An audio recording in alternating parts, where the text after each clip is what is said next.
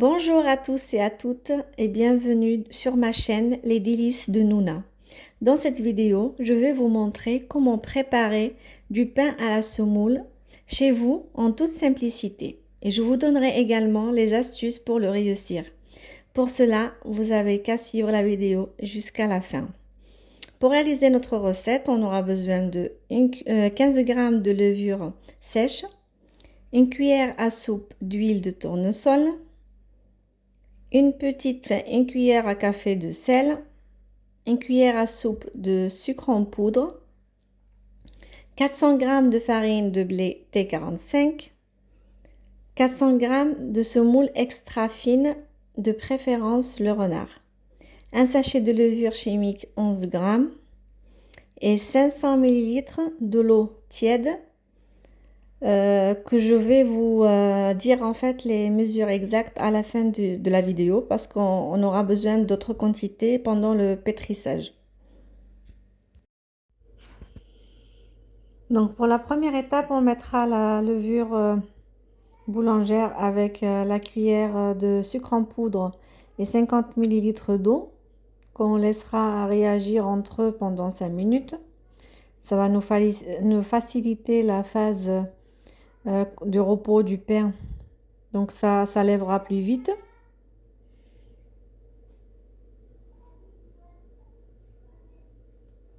Une fois que ça a gonflé un petit peu, on rajoutera les autres ingrédients progressivement. Et on rajoutera en même temps les 500 ml d'eau. Moi, pour cette vidéo, donc j'ai mis 250 ml d'eau en tout. Mais je vous conseille de le faire progressivement, les 250 ml pendant le pétrissage, car ça dépend de la qualité de farine de chacun et chacune. Parce qu'il y a des farines en fait qui absorbent l'eau plus que d'autres. Donc c'est pour ça, la quantité, ça sera ajusté par rapport à la qualité de farine. Donc il y en a qui vont rajouter juste 100 millilitres, d'autres 150. Donc c'est vraiment par rapport à la qualité de votre farine.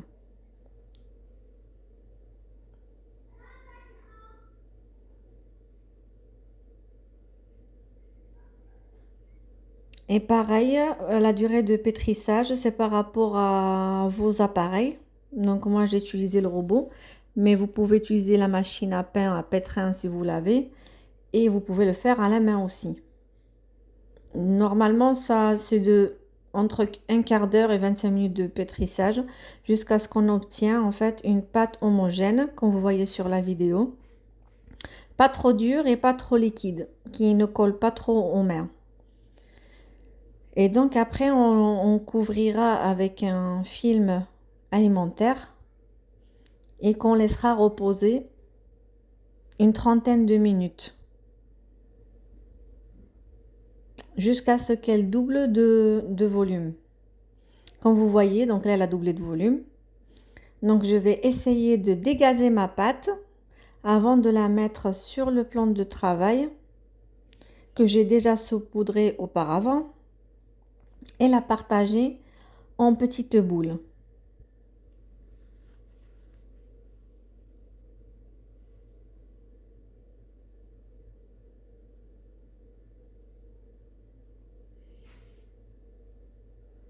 Pour en fait nous aider et que ça soit pas trop pénible de manipuler la pâte, on pourra mettre un peu d'huile sur les mains. Ça va nous aider vraiment à partager notre pâte. Donc moi là, je l'ai partagée en 7 petites boules que j'ai pesées sur la balance. Donc du coup, j'ai fait 195 grammes par boule. Au début, j'ai commencé avec 154, mais j'ai vu que c'était un peu petit. Du coup, j'ai rajouté un peu plus. Ça m'a donné 195 grammes à peu près jusqu'à 200 grammes. Donc ça m'a fait 7 petits pains de la même taille. Donc une fois qu'on fait les boules, on pensait bien à mettre de la semoule extra fine, pareil, en dessous de la boule et par-dessus.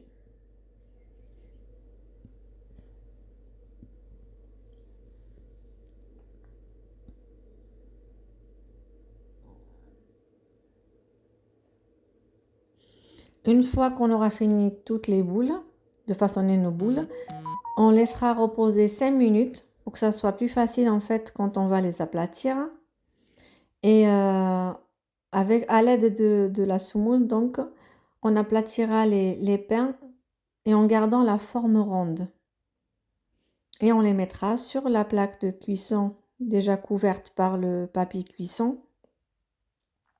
Et on laissera reposer, lever un petit peu de 20 à 25 minutes. Et une astuce pour les débutants, donc, quand on les dépose sur les plaques et les pains, on fera des petites entailles. Ça sera un témoin en fait pour savoir quand est-ce qu'il faut les enfourner les pains. Une fois que les entailles ils sont bien ouvertes, on sait que ça y est, c'est le moment de les faire cuire. Donc pour faire les entailles, vous pouvez prendre une lame de cutter neuve ou bien un couteau ou bien déguisé si vous avez. Sans aller jusqu'au bord. Donc ça sera vraiment plus centré au milieu. Et l'astuce pour la cuisson, pour que vous ayez des pains vraiment bien dorés et jolis à voir, c'est de les asperger avec de l'eau sur le côté et par-dessus, donc partout.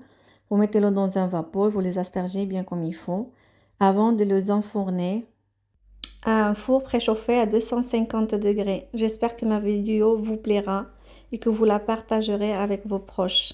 À très bientôt.